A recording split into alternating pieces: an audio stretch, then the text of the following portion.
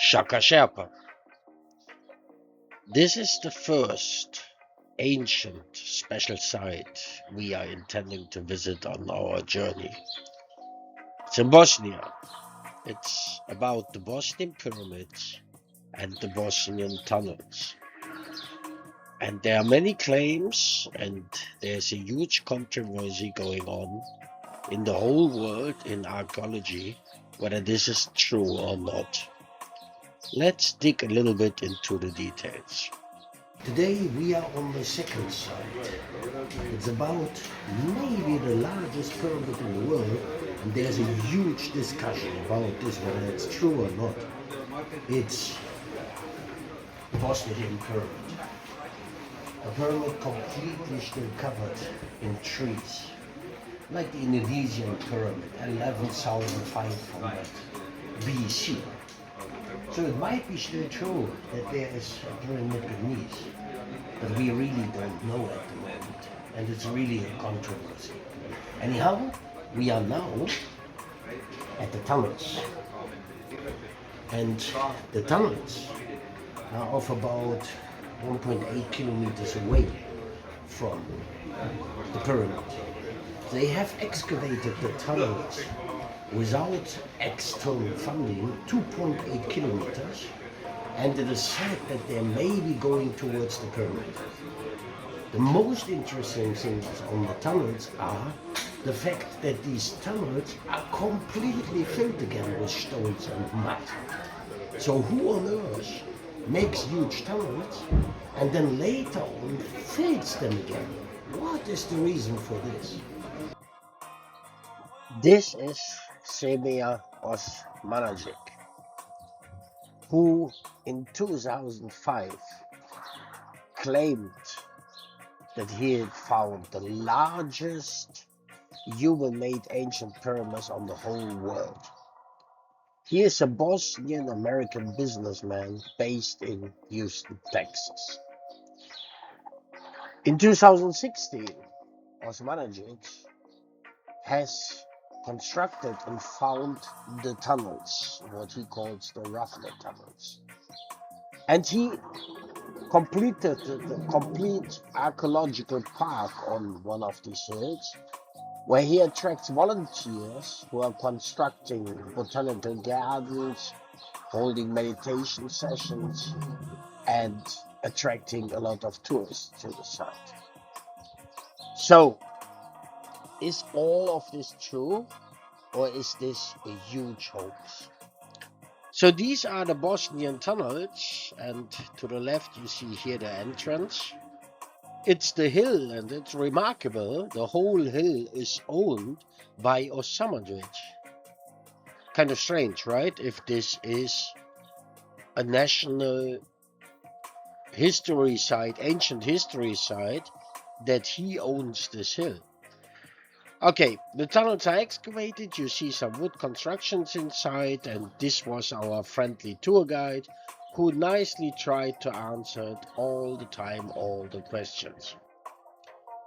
So she told us that there is a huge negative ion concentration into the tunnels, which is unique in the world and has very beneficial properties for your health. You see my face already, because I thought, what's going on now? So she told us that it's about 35,000 negative ions per cubic square centimeter, and which is of about 100 to 150 times the normal concentration, and, as she said, unique in the world. I asked immediately, what are the negative ions, because where should they come from? It must be OH, hydroxyls or so. And typically it comes due to waterfalls or so. Natural radiation is another source. So she really did not have an answer, and had even to ask a colleague about the hydroxides. Right. But if you then simply look up the ion concentration for waterfalls and oceans, you come to 5,000 to 10,000 plus, mountains 900 to 5,000, urban 150, indoor 0 to 100. So indeed, in comparison to the normal negative ion concentration around us, it is of about 100 to 105 times the normal higher concentration. So I asked about the water and the waterfalls, and she told us that there's special energetic water in the case which makes these negative ions. And when looking on the internet for publications, then you see that there's even a health tourism environment going on here in this paper from 2017, where negative air ions attract many people due to health issues. And it has been reported indeed that it has a beneficial effect. However, if you look further in this paper, you see that the concentrations, this is from South America, a study, that the concentrations shoot up in certain caves even to 156,000 negative ions, which is much more than what she has over here, and thus surely not the world record. So in the same publication, you find also the different size, the different concentrations for different geological sizes in South America, and you see here thermalized vapor, there's a beach, a coast, radon springs. So if you have natural higher radioactivity, then also the negative ions shoot up, and this is indeed beneficial. Something special here? Surely not. So we went into the Bosnian tunnels with the wood construction reinforced, as you see over here, and she claims that they have found 3.8 kilometer long tunnels, which are dating back 34,000 years. This is rather a strong claim, and they base this on a fossilized leaf. And indeed, this would be possible to do carbon dating on this. However, the question is obviously where was the leaf found, and how did the leaf come there? Okay, so then you go into these tunnels and you find this, what they call dry walls, which is kind of sand and stones, much stuff in the tunnels, as you see in this picture, reinforced in the lowest part with some really stone walls. And here you see another image of this, and they claim that that these tunnels exist there and have been filtered up, and they cleared them out. So what you see in this image, if I change the lighting, you see that there's a real tunnel, and so they tell us they have 3.8 kilometer long tunnels. We have not been capable in going one of these tunnels, and we have seen 2 or 3 of them, like as you see here in this picture. And then at the next corner, we saw suddenly this image about runic symbols, as you see in this picture. And they have found this stone, and she tells us that you clearly see these runic signs there. Even if I enhance the contrast, there is something, but first of all, the question is what? Second of all, you cannot make out the individual signs. And next to this, we have found this stone with an arrow pointed out, and all on the basis of this, they claim that they have runic symbols dating back a very long time before the last ice age. So I asked her the question, I don't understand, because you have a complete map of different signs coming to kind of a language, and but we don't see all the signs here, so from where do you know this? And obviously the lady was silent on this question. And in the next step, she was talking about the magic 28 kilohertz energy which is present in the tunnels. You see these 2 stones to the right and the left, and she explained to us that this stone has quartz inside, which definitely might be true. And then the point comes, the quartz and the stones are lying on certain underground water tunnels. The water is talking to the stones, and the stones make the 28 kilohertz in energy with a transmission by the quartz. So in general, quartz can create electricity if you compress or extend them. So mechanical vibrations are transferred into electrical one, and vice versa. So you can also put, like in your electric lighter, a mechanical stress, you make the electricity, but you can also put the electricity around this, and then you get extension and contraction. However, 28 kilohertz is not a special property of quartz. Quartz transmits all frequencies, the higher the better, and there's a resonance frequency depending on the size of the quartz crystal. So these stones embedded with a lot of quartz will have a lot of quartz in different sizes, so it's impossible that there's only one frequency coming out. And if there is one possibility, it would be the resonance frequency of the stone.